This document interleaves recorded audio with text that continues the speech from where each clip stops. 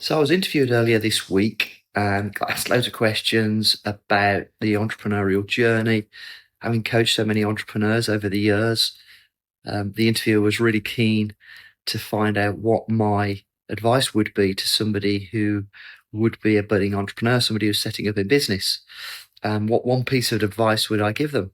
And of course, there's no real formula or secret to success because everybody reacts in different ways and everybody needs, their own journey to be tailored to their own personality and their own previous experience, etc.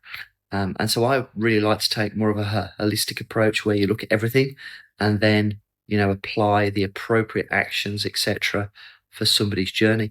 However, if I was really put on the spot and said, like, one thing would you would you advise that is absolutely crucial to success? And or rather, maybe even you would say, what mistake do people make by not applying that one crucial thing?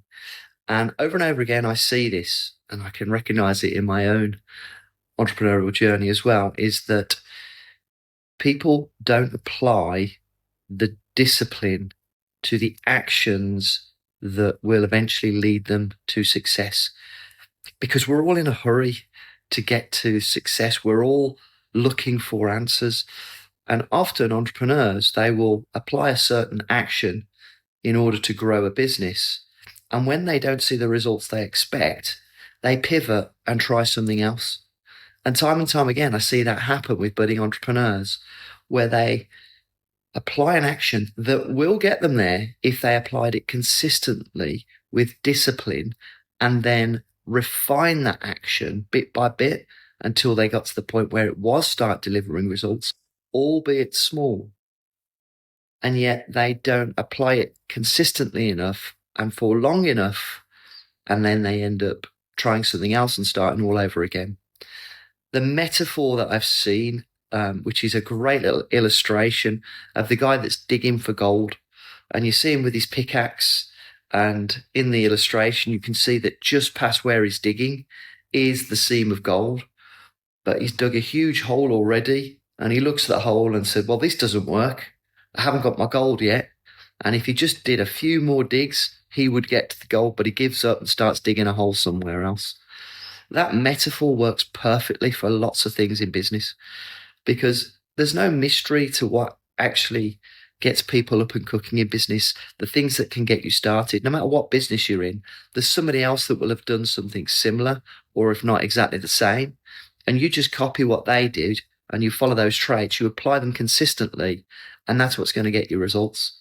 But our brains often get in the way because we see the amount of work that we put into something and we see that we're not getting results, or the perceived, idea is that you're not getting results because you've done all the work and you can't see that you've made a sale or you've got any further than you wanted to be. And therefore you make the correlation that it doesn't work.